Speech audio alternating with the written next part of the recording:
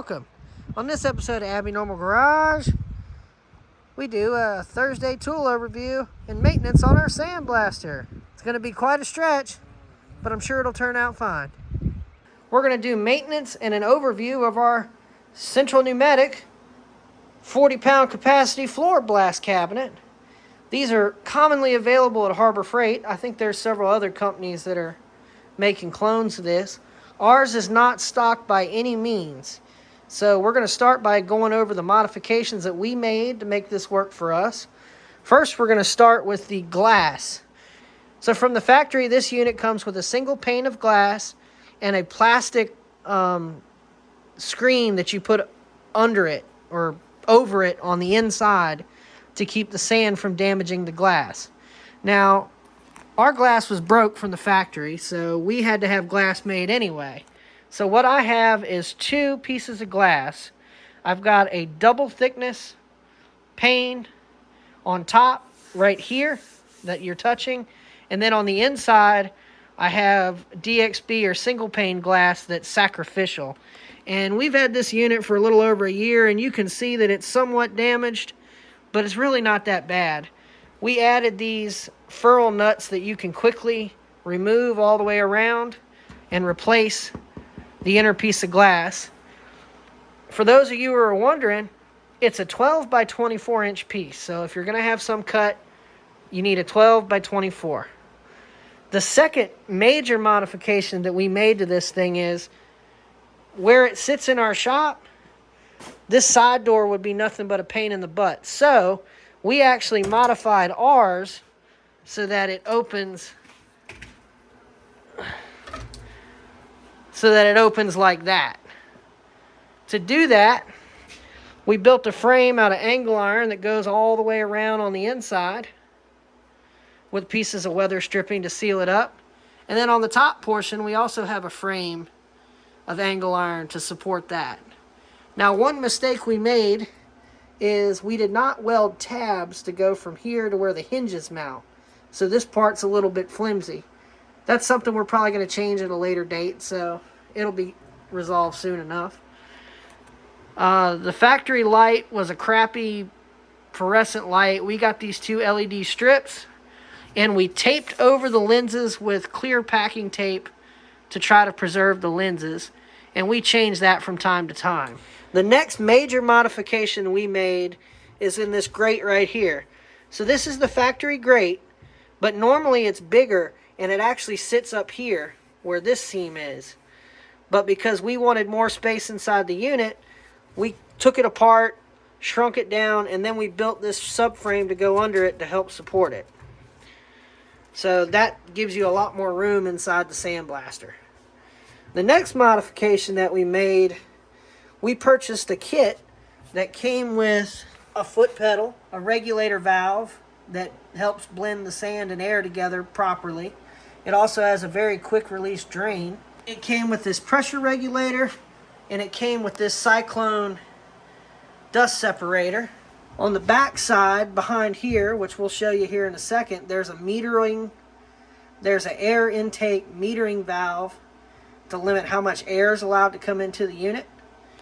And the kit also came with this deflector, which makes it pick up the outgoing air down here. In addition to all those modifications, we actually used caulk and caulked all the seams so this thing doesn't leak. They're very well known for that.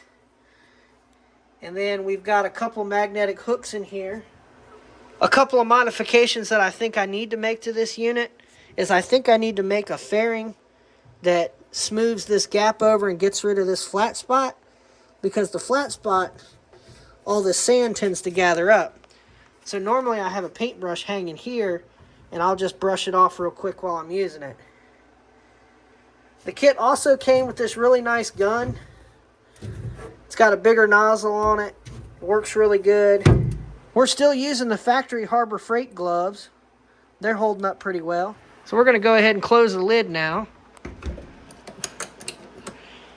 I put these latches on here so you can seal it up pretty tight. Works pretty good. And on the side here, I've got an electrical box.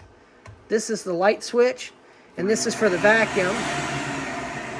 You can vary the speed of the vacuum. So anyway, it does pretty good. One of the advantages of this metering valve is I've noticed that this unit does not use nearly as much air as my dad's sandblaster does. So my air compressor can actually very easily keep up with this thing, which is kind of surprising. For a vacuum, we went with this Ridgid. In this maintenance video, we're going to fix one of the biggest complaints I have with this thing. I never liked this Cyclone duster. And it's very obvious by looking at the inside of the vacuum hose that it doesn't work. So we will be upgrading the Cyclonic duster. We got the unit away from the wall and we've already discovered a couple issues. One, the limiting valve came unglued from the actual sandblaster. That's an issue that we're going to have to fix. We have an additional air-water separator down here to help catch some of the water going into the unit, and it looks like we have water in the unit. It also looks like our desiccant beads need to be recharged. So we're going to go ahead and recharge the desiccant beads by putting them in the oven for about an hour or so. We'll blow all the water out of these lines, and then we'll blow our vacuum out. We'll blow all our hoses out, and we'll go from there. We'll be right back. Real trouble getting our air water separator apart. It had a ring of corrosion all the way around there, and it wouldn't let you press this in further to unlock it. So we had to tap it with a hammer, and we finally got it, and we broke all that corrosion up. But yeah, these beads definitely need to be baked. When they're done, they'll be a nice dark purple color. So we're going to go ahead and put these in the oven real quick. Next thing we're going to do in this process is I'm going to service the vacuum cleaner, which the Cyclone duster is completely full of sand, so I can imagine the vacuum's pretty plugged up too. And with our respirator and safety glasses on, we blow out the hoses. They were quite jammed up with dust. Now we move on to blowing out the vacuum filter. We probably should have just replaced it, but we're too cheap to do that. At 2 times speed, this process goes along pretty quickly. We did check the weather forecast after we did this, and the air quality had dropped by 2 points. They said it was due to fine particles in the air.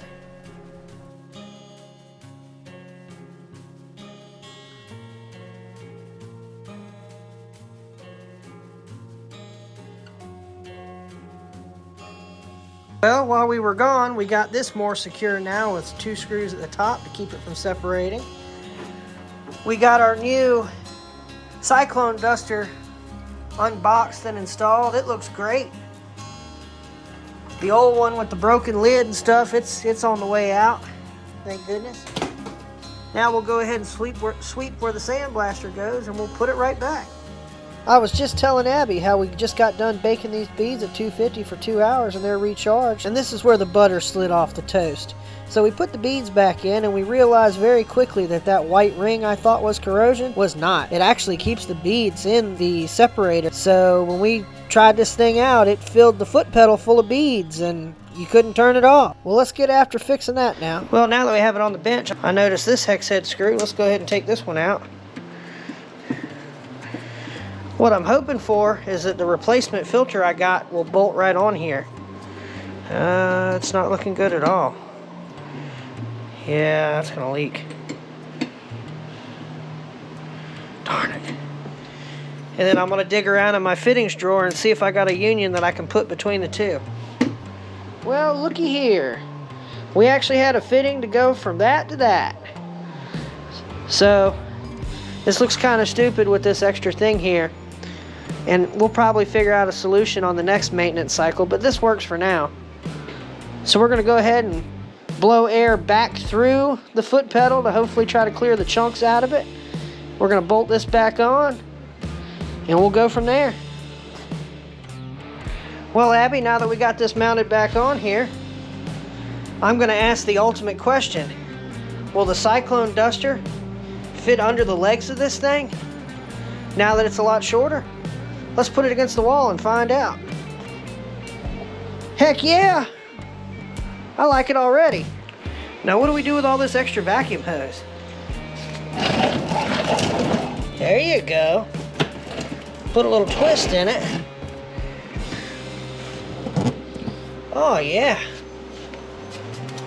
Let's go ahead and plug our vacuum back in. Oh yeah. I would say this is a dramatic improvement. Everything fits nice and neat under the sandblaster. Well, let's find something to test this thing on. I've got this old wheel horse hood.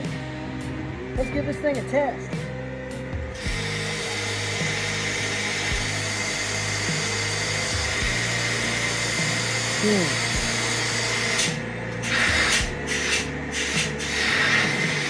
Oh yeah, there we go. At first I thought it was just being difficult to prime, but it kept running out of sand as we were blasting. So we ended up draining the sand out of it, and I blew air back through the siphon hose, and a bolt came out of the mixing chamber. So once we got that cleared, it's working great, as you can see.